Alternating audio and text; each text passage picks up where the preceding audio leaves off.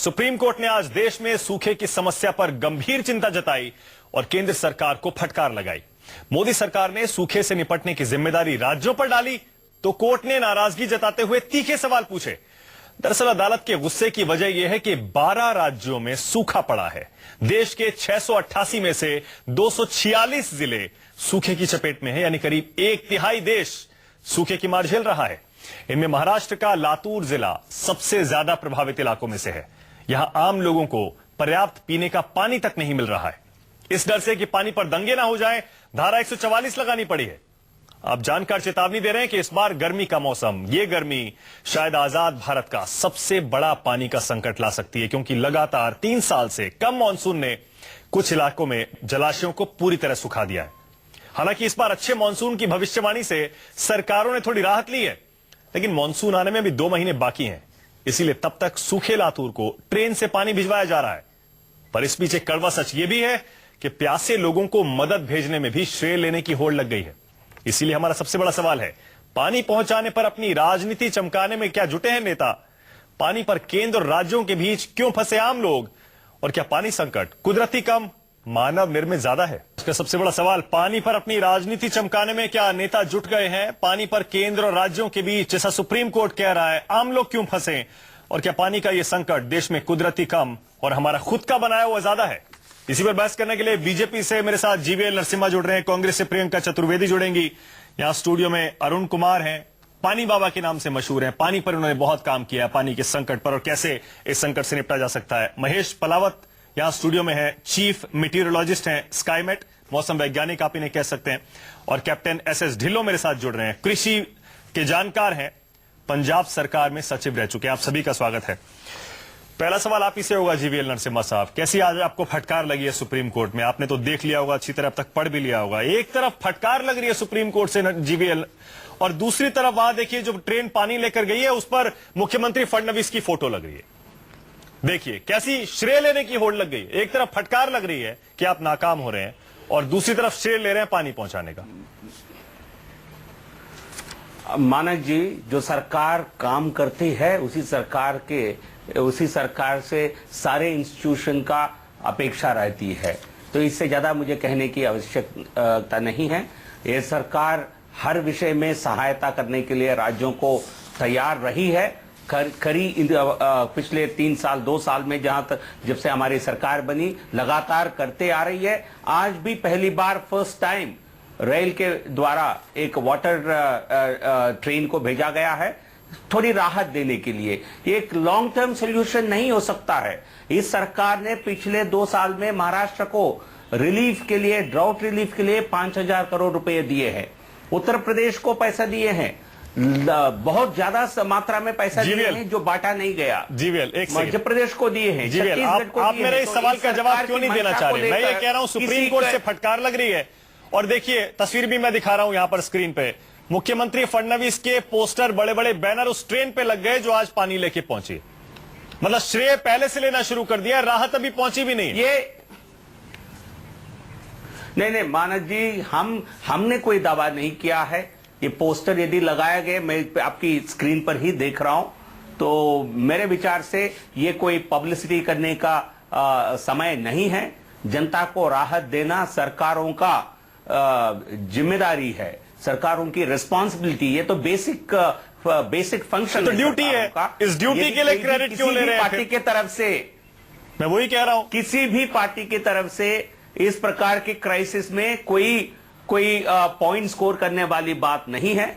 मैंने कई बयान देखा है कांग्रेस के और बीजेपी के भी, लातूर के जो लोकल लीडर्स है, हर कोई इसमें क्लेम ले रहे हैं। तो मैं समझता हूं ये जनता 24 मार्च को जीवीएल, 24 मार्च को, एक सेकंड जीवीएल, 24 मार्च को होली के दिन रेल मंत्री सुरेश प्रभु ने ट्वीट किया था कि हम लातूर के लिए ये ट्रेन भेज रहे हैं पानी की, और आज देखिए 20 दिन बाद 12 अप्रैल को वो ट्रेन पहुंची है। पहले इतनी लेट है और उस पर क्रेडिट लेने का होड़ लग रहा है। वहां लोगों की हालत आपको पता है जीवीएल, वहां पीने के पानी नहीं मिल रहे हैं लोगों को बिल्कुल। रेल मंत्री मानक जी, इसका मतलब ढिलाई तो आपकी तरफ से हो रही है। नहीं ढिलाई की नहीं, पहली बार हो रहा है, इसका आप तो श्रेय तो दीजिए। मैं तो नहीं मांग रहा था, लेकिन आप मुझे मजबूर कर रहे हैं, सुप्रीम कोर्ट का पहली बार कर रहे हैं।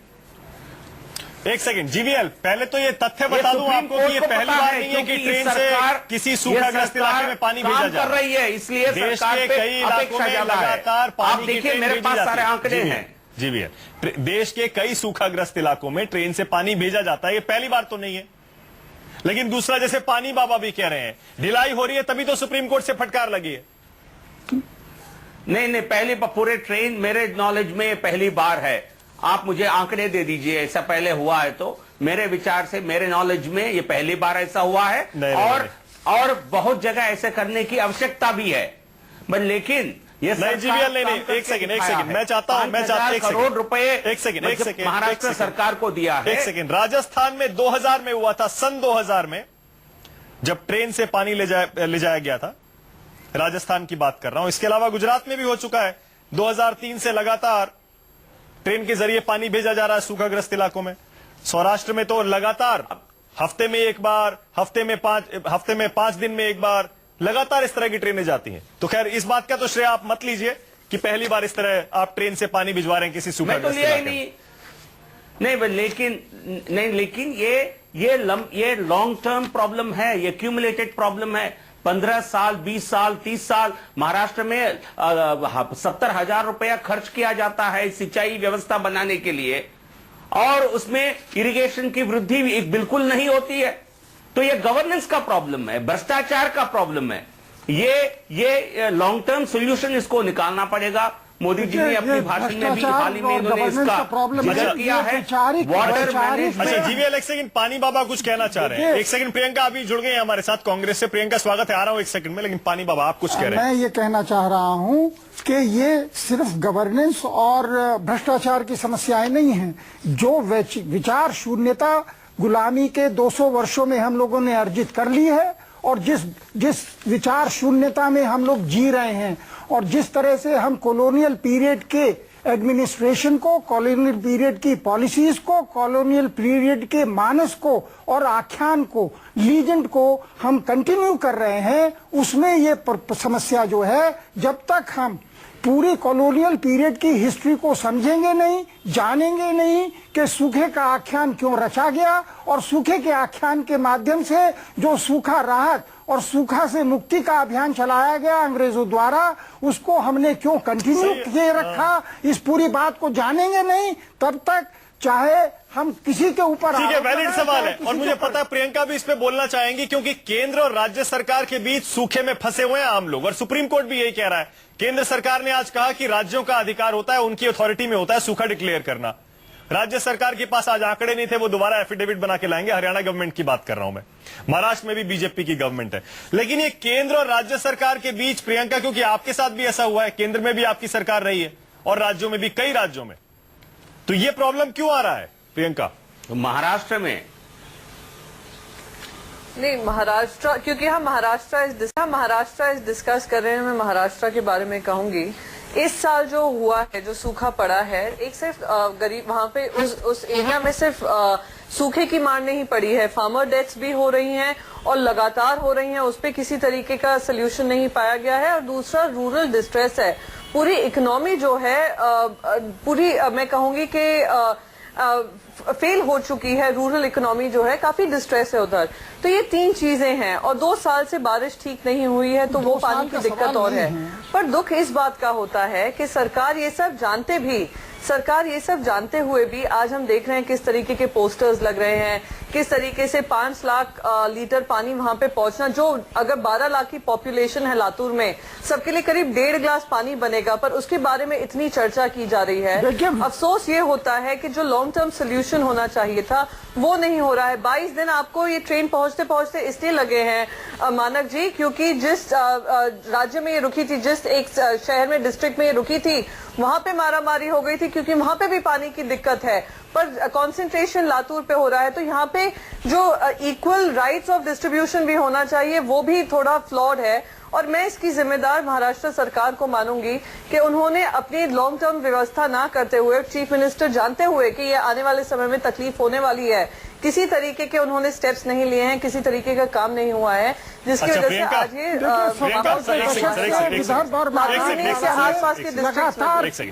मैं कुछ तथ्य बता रहा हूं, कुछ आंकड़े बता रहा हूं।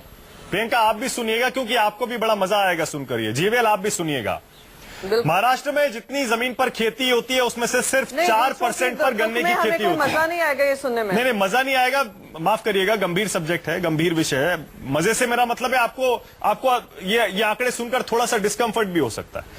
महाराष्ट्र में जितनी जमीन पर खेती होती है, डिस्टर्ब होंगे, देख लेते हैं। हाँ, देख लेते हैं। महाराष्ट्र में जितनी जमीन पर खेती होती है उसमें से 4% पर गन्ने की खेती होती है, सिर्फ 4% पर। लेकिन जितना सिंचाई का टोटल पानी है उसमें से 71% पानी, उस 4% 3/4 जाता है टोटल सिंचाई का पानी इस गन्ने की खेती पर लगा दिया जाता है। दूसरा आंकड़ा सुनिए, 1 किलो चीनी बनाने में 2000 लीटर से ऊपर पानी इस्तेमाल होता है। सिंचाई की बात कर रहा हूं, टोटल गन्ना उगाने से लेकर चीनी बनाने तक। उसके बाद सुनिए, इरिगेशन कमीशन ने 1999 में महाराष्ट्र में यह सिफारिश की थी कि जितनी भी ये खेती होती है गन्ने की या वाटर इंटेंसिव क्रॉप्स की, उस पर टोटल बैन लगा देना चाहिए, क्योंकि पानी की कमी है, लोगों को पानी मिलता नहीं है और हम गन्ना उगाए जाते हैं।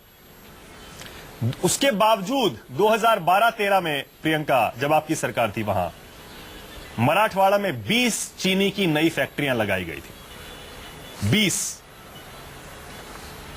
और जितनी भी चीनी मिल्स हैं वो सरप्लस शुगर बनाती रही, यानी चीनी खरीदने वाला कोई नहीं है उनका, फिर भी वो चीनी बनाती रही।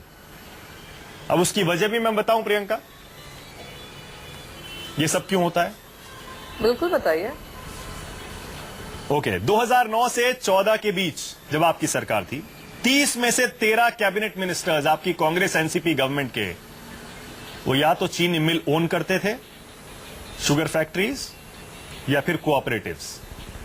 और यही वजह रही, आज भी यही हाल है। कुछ चीजें बदली हैं लेकिन आज भी ऐसा है कि शुगर लॉबी ये सब चीजें कंट्रोल करती है। इसीलिए जहां सूखा पड़ रहा है वहां पर गन्ने की मिलें, चीनी की मिलें चलाई जा रही हैं, पानी वहां पर वेस्ट किया जा रहा है, इरिगेशन कमीशन की बात मानी नहीं जा रही है।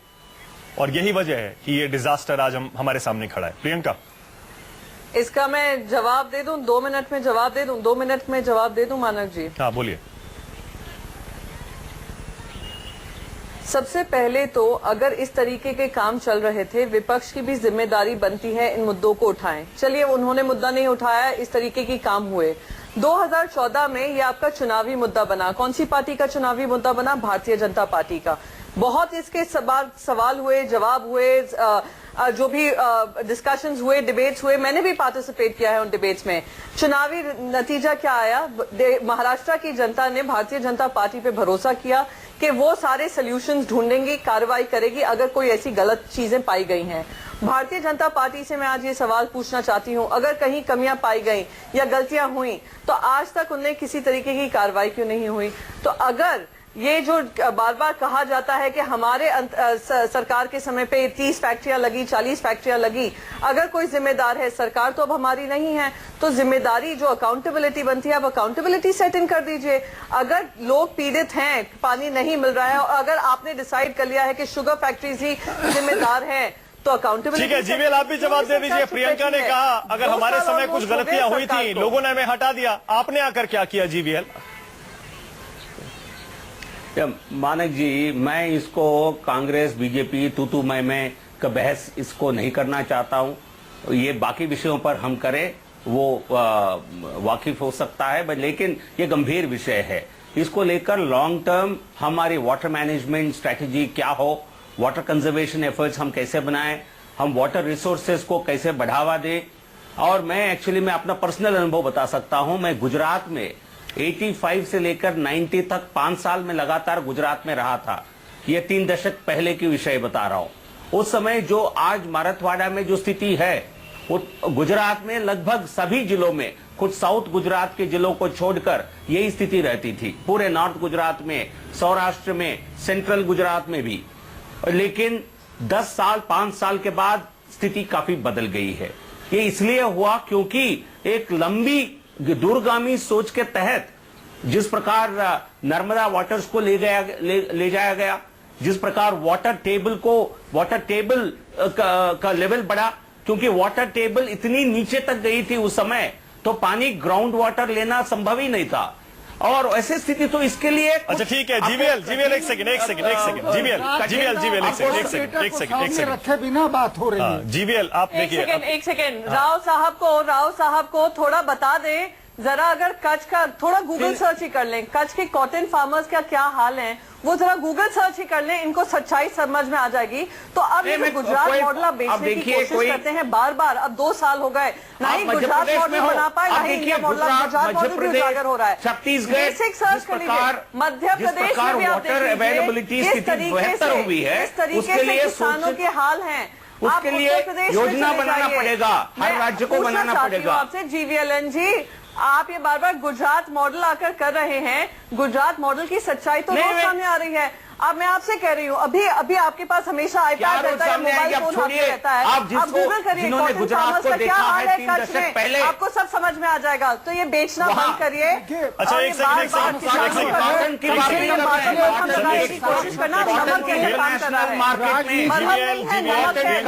इंटरनेशनल मार्केट में प्राइसेस गिर गए हैं। जीवीएल में वापस मुद्दे पे आ रहा हूँ। देखिए तू मैं शुरू हो जाती है, लेकिन कॉटन मैं जी जरा बताइए, आप तो मौसम वैज्ञानिक हैं, उनसे भी जरा बताइए, समझ नहीं आ रहा है कि आज 21वीं सदी में भी, आज 2016 में हम ये देख रहे हैं कि मानसून अच्छा आएगा, इस बार भविष्यवाणी हो गई तो हम वाह करने लगे, चलिए राहत की सांस ले ली। ये हाल है हमारा वाटर मैनेजमेंट का कि 12 राज्यों में सूखा पड़ा है, 1/3 देश में पानी नहीं है पीने के लिए ठीक से। देखिए, एक तो मानसून धीरे धीरे अब चेंज हो रहा है, जो भी बारिश होती है वो इंटेंस रेनफॉल ज्यादा हो रही है, जो पैटर्न चेंज हो गया है, यानी कि जो 877 मिलीमीटर जो जून से सितंबर तक होती थी, बारिश लगभग उतनी हो रही है, लेकिन पहले लगातार धीरे धीरे होती थी, जिससे कि वाटर लेवल बढ़ता था और वाटर कंजर्वेशन भी होता था। लेकिन अब एक साथ बारिश होती है, 2-3 घंटे इंटेंस शावर होता है। डिपेंड क्यों करते हैं मानसून पे? हम उसके अलावा क्या करते हैं? उसको जैसे देवास में किया गया है, देवास में मैंने देखा था एक बार कि लोगों ने तालाब बनाए हैं, गवर्नमेंट ने उनको हेल्प किया है, तो जहाँ खाली जगह है या थोड़े से 1 बीघा में तालाब बना के, सर 1/3 देश में सूखा पड़ा हुआ है, तो ट्रेन से पानी भिजवाया जा रहा है, तो इस तरह से फेल कहाँ हो रहे हैं? वही है कि जब जहाँ मानसून आता है तो उसको जब बारिश होती है तो उसको रिजर्व नहीं कर सकते, जितने भी तालाब है, वाटर बॉडीज है, उनको प्लानिंग नहीं है, इसलिए ये प्रॉब्लम है। जो पानी कंजर्वेशन का तरीका था, हजारों बरस से कायम था, पूरा उत्तर भारत, पूरा इंडो गैंजेटिक प्लेन्स जो हैं, ये बिल्कुल एक समुद्र की शक्ल के थे, तालाब थे, हर गांव जो है वो श्रीलंका की तरह था। दिल्ली से आप जब मेरठ जाते थे तो 4.5 स्क्वायर किलोमीटर का तालाब था, और वो ब्रेक लेना है पानी बाबा, ब्रेक ले रहा हूं मैं, लेकिन ब्रेक पर जाने से पहले मैं एक छोटा सा सवाल आपसे पूछ रहा हूं। सवाल आप ये समझ लें कि बारिश का जो ऊक चूक होना है, जलवायु का जो परिवर्तन है, उसमें सबसे जो हमारी सबसे बड़ी जो खराब नीति रही है, वो हमने जो जल प्रबंधन था हजारों बरस का, उसको पिछले 200 वर्ष में लगातार डिस्ट्रॉय किया है, और उसके बारे में आज भी हम समझ पैदा नहीं कर रहे हैं। अभी भी अगर शुरू करेंगे कितने साल लग जाएंगे हमको? क्या मानसून पे डिपेंड नहीं करें? इसके लिए बहुत बड़ी राजनीतिक चेतना और राजनीतिक विल पावर जो है वो खड़ी करनी पड़ेगी। साल लग जाएंगे? अगर सुप्रीम कोर्ट का निर्णय है कि सन 50 में जो तालाब भूमि थी वहां पे तालाब वापस लगा दीजिए, अगर उस निर्णय को लागू करने के लिए हम राजनीतिक विल पैदा कर सकते हैं, तो ये समस्या 3 से 5 साल में संभाली जा सकती है। 5 साल मैं में, इसको 3 से 5 साल पानी बाबा अपने एक्सपीरियंस से अगर उतनी बड़ी राजनीतिक विल पावर, जिस विल पावर के आधार पर सुप्रीम कोर्ट के निर्णय को कि जहां 1950 में तालाब था वहां फिर से तालाब आ जाएगा। चलिए छोटा सा ब्रेक लेना पड़ेगा। पानी बाबा अपने अनुभव से कह रहे हैं कि अगर राजनीतिक इच्छा शक्ति हो, 3 से 5 साल में हालात सुधारे जा सकते हैं। कैसे और क्या इच्छा शक्ति है,